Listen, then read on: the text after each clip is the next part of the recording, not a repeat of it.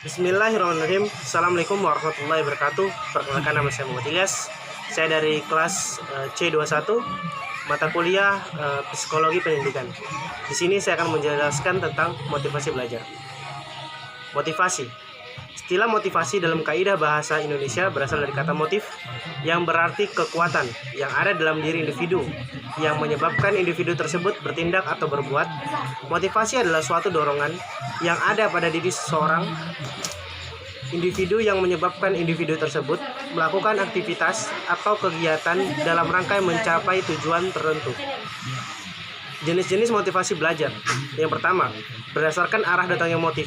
Yang kedua, berdasarkan pengaruhnya terhadap cara seorang dalam bertingkah laku. Yang ketiga adalah berdasarkan sumber dan proses perkembangan. Berdasarkan datang arahnya motif terbagi menjadi dua.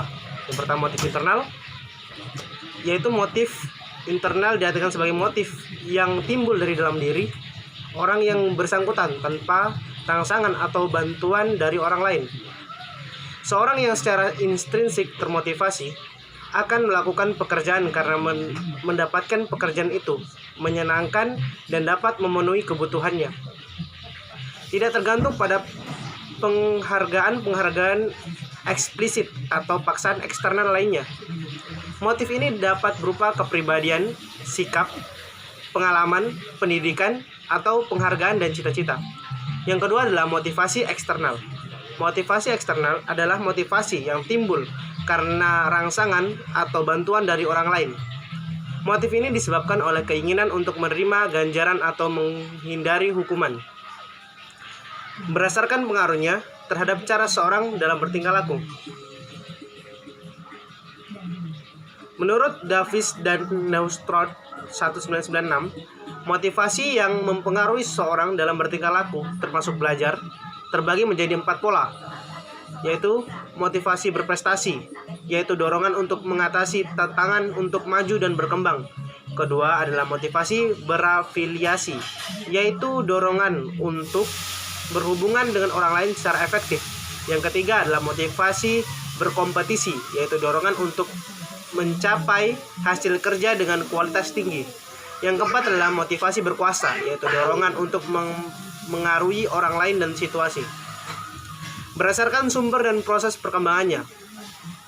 Untuk keperluan studi psikologis telah diadakan penertiban dengan diadakan penggolongannya antara lain. Yang pertama adalah motivasi primer, adalah motivasi dasar yang bersifat alamiah dan tidak dipelajari. Motivasi ini dibedakan menjadi dua, yakni dorongan fisiologis yang bersumber pada kebutuhan organis seperti lapar, haus, pernafasan, seks, dan lain sebagainya.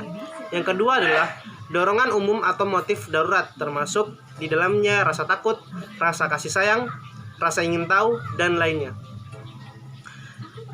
Yang kedua, motivasi sekunder adalah motivasi yang menunjuk pada motif yang berkembang dalam diri individu karena pengalaman yang dipelajari, misalnya takut terhadap yang dipelajari, motif sosial, motif objektif, dan lain-lain. Faktor-faktor yang mempengaruhi motivasi. Menurut Dimyati dan Mujiono, faktor-faktor yang mempengaruhi motivasi belajar adalah sebagai berikut. Yang pertama adalah cita-cita dan atau aspirasi siswa. Yang kedua adalah kemauan siswa. Yang ketiga adalah kondisi siswa. Yang keempat adalah kondisi lingkungan siswa. Yang kelima adalah unsur-unsur dinamis dalam belajar dan pembelajaran.